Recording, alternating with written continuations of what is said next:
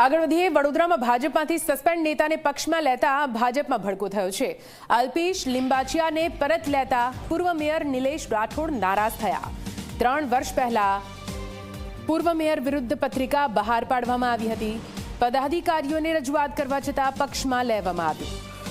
પાર્ટીના મેયરની બદનામી કરી હોવાથી તેને જોડાવવું યોગ્ય નથી। सांसद धारासभ्य के स्थानिक नेताओं साथे संकलन न कर्યું હોવાનો પણ અહીં આરોપ લગાવવામાં આવી રહ્યો છે। સ્થાનિક સંગઠને પ્રદેશ મવડી મંડળને ગેરમાર્ગે દોર્યા હોવાની વાત કરવામાં આવી રહી છે।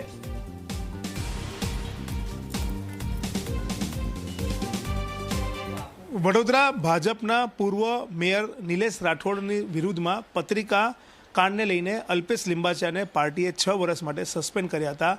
આ જ અલ્પેશ લિંબાચિયાને ગઈકાલે ભારતીય જનતા પાર્ટીએ ફરીથી ભાજપમાં ઘર વાપસી કરાઈ છે, જેને લઈને મોટો વિવાદ અને ભડકો ચૂંટણી સમયે થયો છે। ત્યારે આપણે સીધી વાત કરીશું નિલેશ રાઠોડ સાથે કે તેમનું શું કહેવું છે। નિલેશભાઈ, તમારું શું કહેવું છે જે રીતના અલ્પેશ લિંબાચિયાને ફરીથી પાર્ટીમાં લેવામાં આવ્યો છે?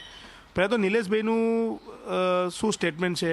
આ યોગ્ય નિર્ણય છે કે ભાઈ નિલેશભાઈનો વિરોધ કરે છે? ભારતીય જનતા પાર્ટી દ્વારા જ એને સસ્પેન્ડ કરવામાં આવ્યો હતો અને ભારતીય જનતા પાર્ટી દ્વારા જ એમને ખેસ પહેરાયો છે। નિલેશ રાઠોડનો વિરોધ કે એ ના હોય, કારણ કે પાર્ટી એ જે ડિસિઝન લીધું છે, ચોક્કસપણે મને જ્યારે પૂછવામાં આવશે તો હું ચોક્કસપણે મારી રજૂઆત કરીશ। એ પણ વિરોધ છે તમને આમને લીધો છે એનો? વિરોધ તો ચોક્કસપણે હોય જ, પણ મારા માટે પાર્ટી મહાન છે। મને મેયર સુધીની જવાબદારી પાર્ટી આપી છે, એટલે આવા વ્યક્તિને લઈને હું પાર્ટીના વિરુદ્ધમાં કશું ના કરી શકું। મને પાર્ટી જે આદેશ કરશે એ આદેશ આપણે સ્વીકારીશું।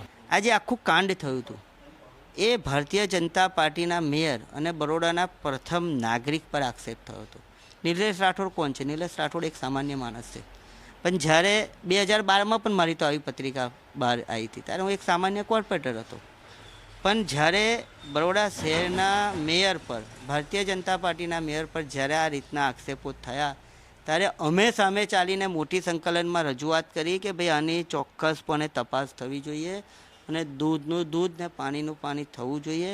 જગ જાહેર છે પોલીસે કેવી રીતના ક્રાઇમ બ્રાન્ચે મહેનત કરીને આરોપીના છે જ્યાંથી આ પત્રિકા કાંડ થયો તો એના ઓફિસ સુધી પહોંચી ગઈ અને ધરપકડ થઈ। ત્યારબાદ પાર્ટીએ ડિસિઝન લીધું કે ભાઈ આવી વ્યક્તિને પાર્ટીમાં જરૂર નથી। અમને જ્યારે એવું લાગ્યું કે આ પ્રમાણેનું કંઈક ચાલી રહ્યું ત્યારે અમે શહેરના અધ્યક્ષનું ચોક્કસપણે ધ્યાન દોરેલું। ભારતીય જનતા પાર્ટીએ 6 વર્ષ માટે સસ્પેન્ડ કર્યા ને ત્યારે તમામ પ્રદેશ અને શહેરના તમામ નેતાઓનું સાથે સંકલન થઈને સસ્પેન્ડ થયા હતા એવું મારા ધ્યાનમાં છે। પણ હમણાં જે પ્રમાણેનું ડિસિઝન લેવાયું છે, પ્રદેશમાં જે કંઈક રજૂઆત થઈ છે રજૂઆતમાં ખામી મને ચોક્કસપણે દેખાય છે। અમે પણ પ્રદેશમાં રજૂઆત કરીશું। ભારતીય જનતા પાર્ટી પર સંપૂર્ણ વિશ્વાસ છે, પણ આ કહે છે ને કે ગુરુ ચેલાનો આ ખેલ છે। ગુરુની ઈચ્છા એવી છે કે ચેલો ગમે તેટલા કાંડ કરે, ગમે તેટલા ગુના કરે, પણ છેલ્લા ચેલો તો મારો જ છે ને। અને ચૂંટણી લડવાનો વિષય તો એ તો 15 નંબરના કાર્યકર્તાઓ, 15 નંબરની જનતા આવા વ્યક્તિને સ્વીકારશે કે જેની જોડે રાત દિવસ ફર્યા, એના જ પીઠમાં ખંજર માર્યું હોય, બરોડાના પ્રથમ નાગરિક પર આક્ષેપો કર્યા હોય, જગ જાહેર થઈ ગયું છે, ચોરી પકડાઈ થઈ છે, તો આવા વ્યક્તિને ત્યાંની જનતા મને નથી લાગતું એક્સેપ્ટ કરે। મેં દાવેદારી કરી છે, આ બધું થયું એ પહેલાં જ મેં દાવેદારી કરેલી છે। પાર્ટીનો વિષય છે, પાર્ટી નક્કી કરશે। જો પ્રદેશ મોવડી મંડળ તેમને મોકો આપશે તેમની વાત મૂકવા માટે તો ચોક્કસથી તેઓ પોતાની વાત મૂકશે, સાચી હકીકત જણાવશે અને તે રીતના તે પ્રદેશ પર પછી નિર્ણય છોડશે। પરંતુ હાલમાં તેઓ કહી રહ્યા છે કે નિર્ણયથી તેમને અને તેમના કાર્યકર્તાઓને દુઃખ પહોંચ્યું છે, પરંતુ પાર્ટી સર્વોપરી છે। પાર્ટી જે પણ આદેશ આપશે તે આદેશને વળીને ચૂંટણીમાં તેઓ કામ કરશે। સહયોગી જયંતિ સોલંકી સાથે રવિ અગ્રવાલ, ઝી મીડિયા।